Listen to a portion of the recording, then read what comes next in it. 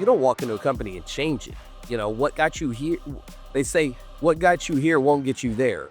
But you did something to get here. You want to get there. You got to make some changes, right? There has to be that growth step. From humble beginnings, Insurance Claim HQ has grown to one of the largest property casualty firms in the country. We didn't do it alone, and you shouldn't either. Every week, we're talking to claims professionals and top experts from all over, all to help you grow your business and make you stronger. Let's level up together. I'm Galen Hair. Welcome to the Level Up Claims Podcast. A lot of business owners in this space are spending money on marketing. But if you really pressed them on what they're getting in return, the answer gets fuzzy. Leads are inconsistent. ROI is unclear. And most of the time, they're just trusting that their agency knows what it's doing. The reality is that a lot of marketing looks good on paper, but completely falls apart when you tie it back to actual business results. That's where today's guest, Joshua Ramsey, comes in. With over 20 years of experience and more than 80,000 campaigns under his belt, he's made a career out of helping businesses cut through the noise, stop wasting money, and build marketing strategies that drive growth. Let's jump in. Josh, thank you so much for joining us. Thanks for having me. Happy to be here. I'm super pumped to talk about marketing. It's one of those things that's on every business owner's mind, whether they admit it or not, right? And, you're kind of interesting. Well, everyone's interesting, but you're particularly interesting because I think when we start to talk about fractional CMOs and what that even means, first of all, I think no one even understands what fractional truly means, right? And then when it comes to CMO, I think there's also a bit of a lack of knowledge on what that really means, what a CMO truly does, how that's different than hiring an agency. But let's start with where you came from. So, at some point you were out there executing campaigns. What did your world look like, and why did you decide to go to where you are today? Yeah. So again, appreciate you having me. I'll keep it pretty direct. I'm a pretty direct type of person, but in the late 90s, early 2000s, I sold media. So what I was doing is working for different companies over, 5-6 years there, but I was working for companies that did radio, transit advertising, big billboards, television, print, all the traditional media. So I learned a lot doing that. And then in the mid 2000s, about 2003, 2004, I went to work for a top 100 ad agency. And at that top 100 ad agency, within 2 years, I was able to really climb that ladder to become executive VP for the company. Mainly my job was to onboard clients and identify where they wanted to get to, and then help create a path forward for them so that they understood what they needed to do. A lot of agencies will deal with just a few things here and there. The agency that I was working for, we would do everything. So we would write the content and do everything for them. But there was still a different level of what a CMO does versus a full stack ad agency. However, a full stack ad agency that I was working for was more robust than the common agency. So that's kind of where I was and where I went to. 2009, I started my first company called Strategic Point Marketing. And then I've kind of propelled myself from there, started a SaaS company that's now AI, and then became a fractional CMO because I figured out how to build a business and then set it on autopilot or exit the business. So that's how I've been able to scale myself now to, as of this week, I think will own full throttle because I'm buying and starting 2 new companies or 3 new companies. So I'll be around 10 EIN numbers, meaning true different entities at this point by the end of the week. Oof, do not envy it, sir. Do not envy it. But no, it makes a lot of sense. And it is one of the complicated things, right? I noticed even with the AI piece, because I was kind of deciding whether I was going to talk about it or not. And I do want to mainly talk about marketing. I noticed most of the AI, at least bot agents that you were pushing, are marketing specific. So you really have drilled down, and I'm sure you have other interests in other companies, but you really have drilled down to kind of become an expert in marketing, it seems like. Is that fair? It is fair, but part of the AI that I would just, whether we want to touch on that or not, I think the part of the AI that I would talk about is the pros and the cons of marketing and using AI and what it's done to the world. Yeah. Um, let me touch on this for just a second, and then we can go Yeah, whichever of direction course. you want. But I just did a 30 or 45-minute seminar with clients, and what I shared with them was AI is going to affect everybody. And a lot of my clients were saying, "Oh, AI can't do what I do. They can't renovate a house. They can't build a new kitchen."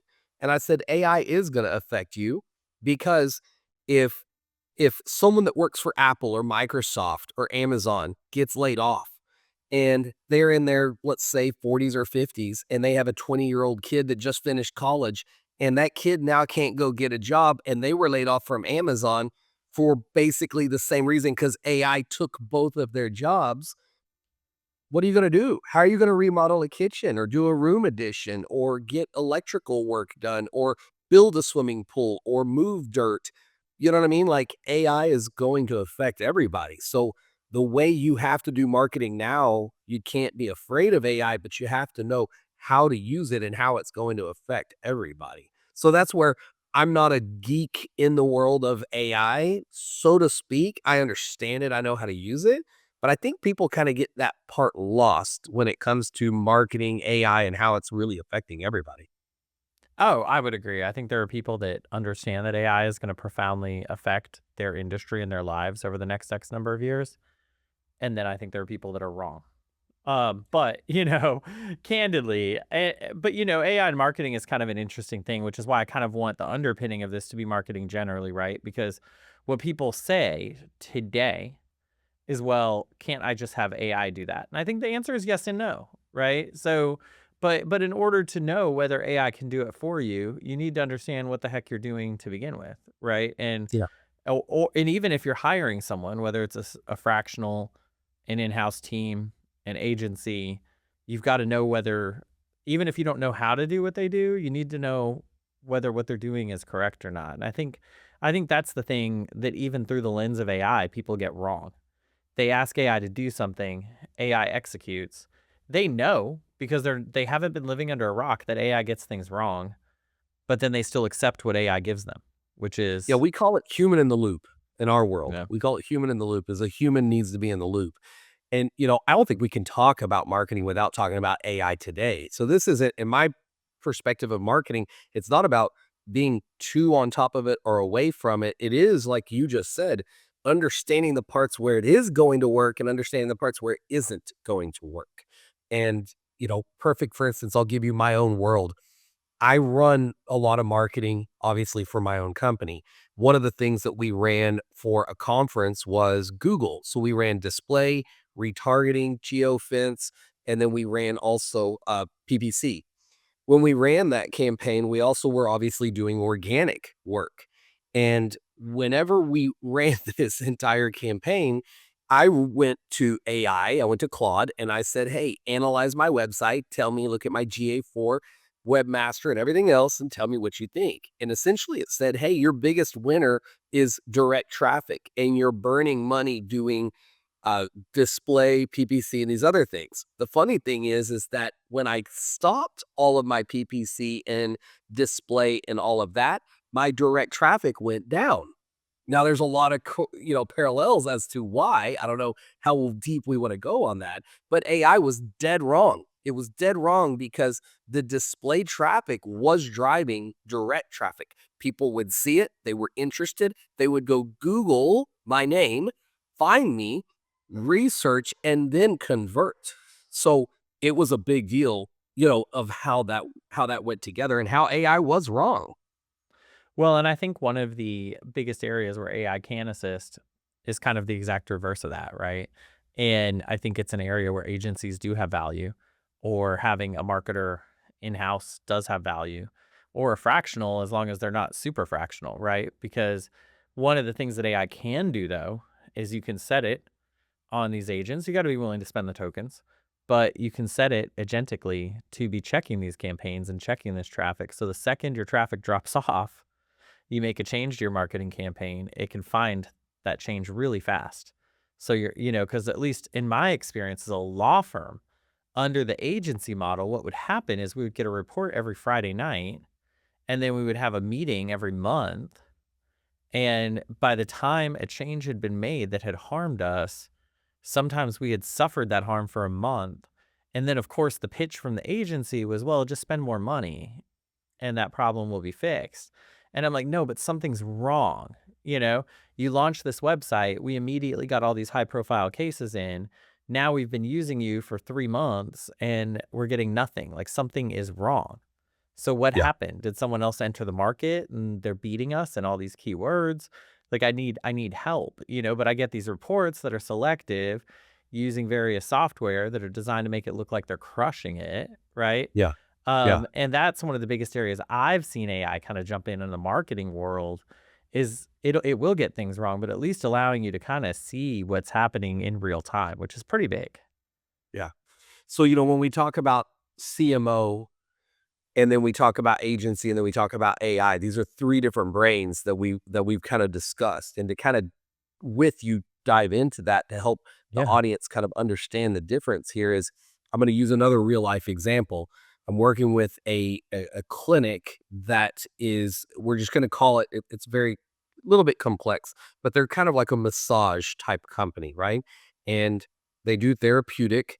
And one of the things that the business owner said to me, he goes, "Well, Josh, you took all this information and you put it into AI and you gave it back to me." He goes, "I took the report you gave back to me, ran it through AI and asked it, was there anything unique to this?" And AI said, "No, this was exactly what you gave to Josh. There's nothing unique to it." And I said to my client, he's now a client, even through that, he signed up and you're about to hear why. He said, I said back to the guy, "Hey," I'm gonna call him Mike. That's not his name, but we're gonna call him Mike. I said, "Mike, here's the deal." I said, "The prompting and the information is not gonna change from your brain to AI. Your pattern, your system, your approach, your business model is all gonna be the same. But what you gave me is not what you got back. What you gave me was raw material, information, how the business works, and your broad stroke idea. What I gave back were the numbers that Google pulled and told me based on search volume that you would spend and the result you would get. Yes, was it AI? Yeah, it was Google AI. And I went line item by line item and I said, ultimately, what you have now is a roadmap that you didn't have before. So AI is AI. I mean, everyone has access to it. You can take it. But the prompts, I mean, Anthropic came out and said that 85% of people using AI now are prompting incorrectly. Yeah. 85%. So when you think about it, I went back to that business owner and said, "Look, here's your plan." I said, "Go interview three marketing people. I don't care who they are. Ask them, is this a roadmap that you could follow?" And he did that. And all three of them said, "Yes, it's absolutely a roadmap we could follow. This is great. We can go execute for you." The difference of the agency is who he spoke to. An agency's job is to execute. A CMO's job is to create the vision and the pattern and adjust the budget and then ensure that the agency did it the right way, to ensure that you put the prompt in the right way. And this is a huge difference that I think you kind of brought it to light. You said, "Well, Josh, people don't know what a fractional CMO is." Fractional is simply how much time you need.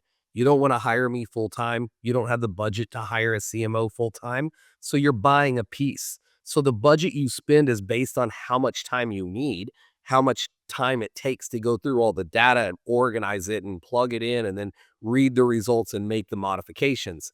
An agency's job is to execute. And these are big elements. An agency will tell you that they can create it, but unless you're hiring an agency out of New York City type of full stack, full house, all in house, you're not going to get it. And you're not going to get the full throttle of what do you need in the media buy. Yeah. I have never ceased to be amazed at what some agencies are selling even in today's market. Um, and how some agencies, quote unquote, are very incomplete in terms of what they offer. They just offer a couple of things, but then say they're a full agency and then steer you to the couple of things they offer. And then Yeah. every once in a while, when they get a customer that absolutely will not take no for an answer, they just go outsource to someone else with no quality control or synchronicity across the brand. I digress. That's, I guess, my personal issues coming to light. But For sure. um, Eh, you nailed it. The way I explain that to people is agencies sell you what they're good at, not necessarily what you need. Mhm. So again, I'll go back to the example of the Mike guy. You know, Mike looked at me and said, Josh, I'm going to hire you. Why do I hire you over other people? And I said, here's why. Think about what you have to spend and the time you have to spend doing this. He had a Facebook guy, he had an SEO guy, then he had a web building guy, then he had a GA4 guy that was also doing Google Ads. Then he had a social media company because the other social media company was just doing the ads but not the creative. So he had 6 different people he had to manage. So and that didn't even account for the emails and the direct mail that he's trying to send out. So he was doing that. So I said, by hiring a CMO, I'm taking all that off your plate. So what you're doing is you're buying back your own time. You're getting back your time, and I'm managing all of that for you. So I'm giving you your time. Then I create systems around each person that they feed into that one report so we can see the real truth of what's going on because I've seen it. And like you said, agencies can spin it and give you this, that, and the other. Been there, done that. I know what they do. I used to do it, not knowing any better, but now I work, in house basically for a customer, that they're my client and I keep my job if the company grows. If the company doesn't grow, I'm one of the first people to get cut. So that's the difference there of it. But now let's take kind of that client as an example. Again, not asking you for any specifics about them. I would never want that, for our audience or him. Yeah. But Mike, I think we called him. Okay. So he's got all those different people. And you listed them, and then he's doing a couple of things on his own. But what's your day-to-day look like? Understandably, you're not donating your full time to him. You're donating an agreed upon time, and that's fine. But what's your day-to-day look like for him? Are you going and replacing all these people that are doing things with new vendors? Are you leveraging relationships you already have, or is kind of your initial approach to let all these people work and just have them report to you so you can kind of monitor what they're doing? What's your underlying philosophy? Yeah. So if anyone out there watches this, they're going to confirm what I'm about to say. When you buy a company that's pre-existing and you're trying to scale that company, generally speaking, you don't change what the company is doing because you're buying it for a reason. Now, if you're buying it for the assets, the products or something like that, that's different. But if you're buying a company to try to merge it into what you're doing, you don't typically change things until you know exactly what's working and not working. So what I do is I seek first to understand. I walk into a company and I look at everything they're doing and I analyze every single division that they're working with and every attribution point. So I call it my money leak process. We do a money leak audit. And what we're looking for just any inconsistencies or errors that are currently happening. If I can fix an agency that's there to improve, or if they're already strong, then I'm going to leave them there. I'm going to go where my problems are first, fix those problems. Now, if there's a problem and we need a new agency, then I go look for that agency and bring them in. And there's different quality of every agency. You can get a really cheap one for $500 a month. You're going to get a $500 a month service. But sometimes that $500 is good because they're going to set it and forget it, which is fine, but they're still in charge of it. You know that you have eyes on it. So it just depends on the situation. Every situation is going to be a little bit different, but I would say I'm not going to ever go into a company and I would be fearful if someone told me they would do it different of you don't walk into a company and change it. What got you here? They say what got you here won't get you there. But you did something to get here, you want to get there, you got to make some changes, right? There has to be that growth step.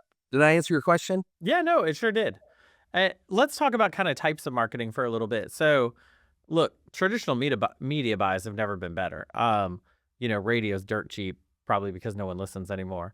Yep. TV is artificially high, but you can negotiate it down. Over the top is still reasonable because a lot of people haven't figured out how to use it yet.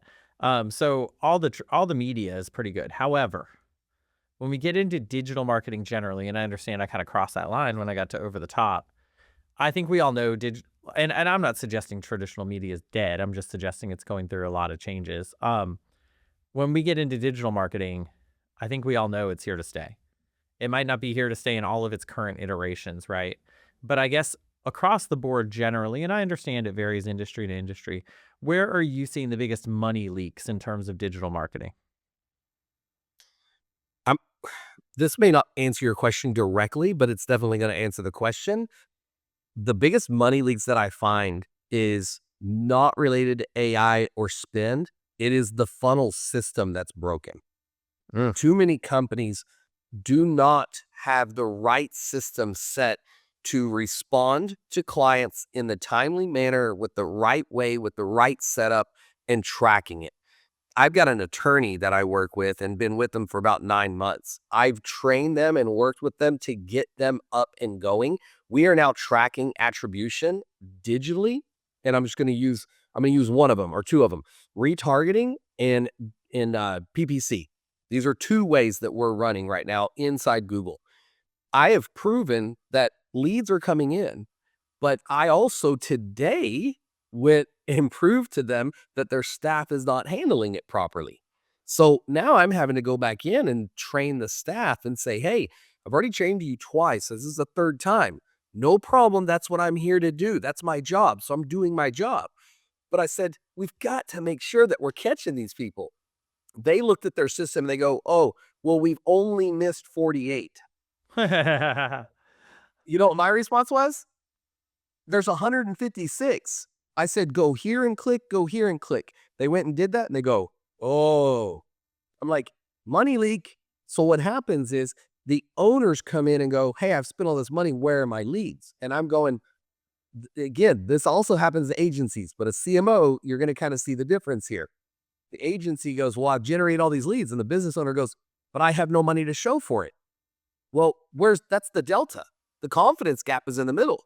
So the question the business owner needs to ask himself is, what is that money leak? What is the confidence gap that just broke? Because they're telling me this works. So let's just say that they're doing a great job. The agency, they're generating these leads. Let's just hypothetically say that they are phenomenal, the best you've ever had. But they're sending the leads over where? How is this company, how are the people internally handling those leads? And part of that confidence gap can also go to the following. I worked with an HVAC company, and the HVAC company would not admit that they were not handling the leads well. The lead system wasn't the best, and it was generating about 20% volume that was not quality.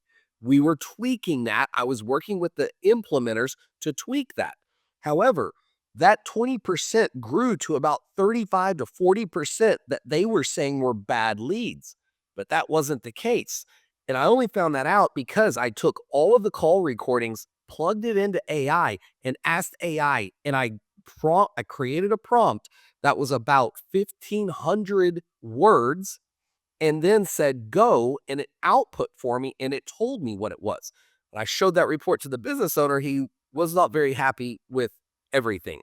So it didn't go very well. But at the end of the day, I looked at him and I said, hey, would you agree that this is accurate data, whether you're unhappy or not? Does it look accurate? Can you see all my precision points? And he said, yeah. I said, that's all I need to know is that I've done my job and I pointed out the money leak. So does that, you follow me on all that? Any thoughts or No, feedback on? absolutely. Look, and it makes sense. And I think at least I can speak for law firms. Law firms' biggest leak is usually intake.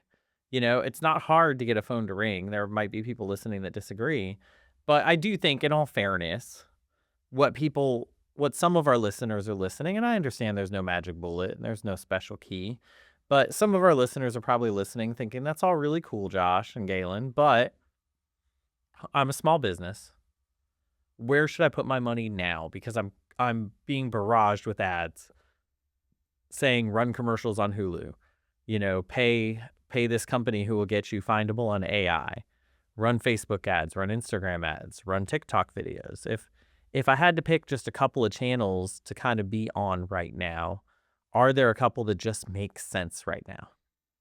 Yeah. So the first thing is you nailed it. Diversify.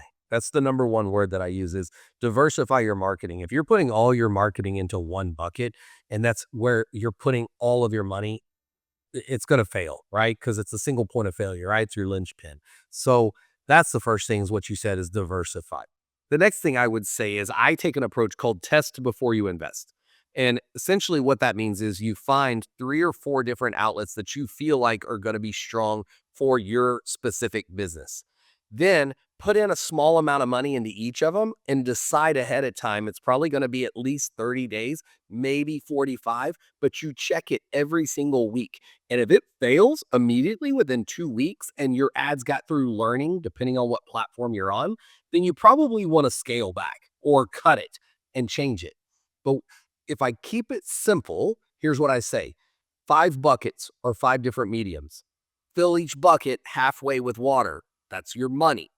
You're looking for which bucket leaks. If the bucket's leaking, you come back. If one's increasing, you're making your money back. If 2 others are leaking and 2 others are staying the same, you have to make decisions. Where it gets tricky is when you make a change knowing what the outcome is the catch. That's where it just takes experience, and AI is not going to give you that experience. No matter how well you prompt it, it's not going to get experience. The only way you get that experience, all these gray hairs. That's what you get, right? That's what it comes from. So I really say diversify big time, but then tracking, making sure that you're tracking it the right way. I think those are, because I hate to sit here and tell somebody, hey, go run Google Ads. Is it going to help you? Yeah, maybe. But depending on what business you're in, it may not. But I will also say this one last thing. I'm not a fan of someone dumping all of their basket of money into a company talking about AEO or AI being found on ChatGPT or whatever else. And I'm going to give you a real life example. In 2025, I had my highest lead generation year that I've ever had. And I started my companies in 2009, the highest ever. The reason is that ChatGPT got really, really popular. So throughout the year in 2025, from the beginning until you hit about September, October, everybody was going to ChatGPT, and I was getting found left and right through ChatGPT and AI. I'm telling you right now, I've got numbers to back it up. I had a massive 2025, biggest ever. What happened was in October, November, and in December, ChatGPT changed their algorithm. And what happens now, and people can fact check me on this, is that if you take the exact same term and you plug it into ChatGPT, specifically ChatGPT, and you do the same term and you search it 5 times, you're going to get 5 different responses, 5 different answers. So when someone goes, I'm going to trust ChatGPT with my marketing, but you plug the same question in 5 times and you get 5 different answers, which one's right? What affected my business was I had put all of my work into AI. Now, I really didn't because I'm really good at SEO. So because I did my organics so well, I showed up in ChatGPT, and ChatGPT wasn't changing their algorithm. So I was crushing it. ChatGPT changed it. Now my lead flow has come back down. Don't love it. Hey, ChatGPT, go back and turn it back to where they had it before. I'd be happy. But that's kind of what happened, right? So that's why I don't encourage people to spend a ton of money, because it's overhyped, it's overplayed, and people think that they can just dump money into it. And that's really not the case. The only way that you really can do it, there are core values of like citations, EAT, expertise, authority, trustworthiness from Google, and then true SEO. The old school SEO is still going to help, but it's still a little bit different than what it used to be. Yeah, no, we get a fair amount of leads from AI as well. And it's kind of crazy because we don't put any resources into it for that exact reason. I mean, you can't tell what these models are going to do. What would be the point in spending thousands of dollars, to make sure we show up in ChatGPT And or it's going to Claude change. or whatever, only to have them release a new model and then all that money we spent was wasted. So honestly, until you can't, which is coming, very clearly coming, until you can just pay them to get to appear every time they search certain things, there's no point in putting money into it, in my opinion. And on that note, right now we're recording this in June of 2026. Whenever someone hears this in the future, they may go, "Oh, these guys are crazy because blah blah blah." So you have to kind of put a date stamp on it. But as Yeah. of today, in June of 2026, even now when I use ChatGPT for a generic search, the people that are paying for at the bottom to get clicks, it has not been correct. Not once so far. And I use it daily for random checks of whatever I'm looking for. And not once has the ad at the bottom of the search been accurate to what I'm looking for and the relevant be accurate of like, hey, I would actually click that. So that's Yeah. where I think, the tool is still not honed in as far as the marketing inside that. It's still not honed in. And I'm seeing agencies now charge as low as $500 all the way up to like $5,000 a month for running ads, not even being placed, but just running those ads and being there. And I don't see it very accurate at this point. Yeah, I completely agree. Well, Josh, we're just about out of time. So before we go, I do have to ask you, what does it mean to you to level up? Level up, I think, is education, right? It's always about where are you learning, how are you getting your information, and what are you studying in. I like to know a little bit about a lot of things, but definitely get deep in one or two. So that way I definitely know where am I getting into? What am I learning? What am I going to be knowledgeable on? What is my superpower, so to speak, and how do I continue to keep that sharp? So you're not leveling up if you don't have that continued education. That's the reason why attorneys, and this, it's the reason why attorneys have, the COEs. You got to continue to learn what's changing and why it's changing. I could not agree more. Thank you so much for being with us today, Josh. My pleasure. Thanks for having me. I'd like to thank Josh Ramsey for joining us on the show. I kind of had to laugh when he made a point of dating the episode because honestly, Josh couldn't be more right. These things are moving at absolutely breakneck speed, and it's kind of almost, do you do a podcast episode about marketing knowing in 2 months everything might be totally different? And I think to that end, he's actually 100% correct about what it means to him to level up, because education is everything. And unfortunately, it's not like you go to school and you learn. You need to keep studying up on this stuff every single day. Follow us on Apple, Spotify, or your favorite podcast player. And make sure you like and subscribe to keep up to date on our latest podcasts.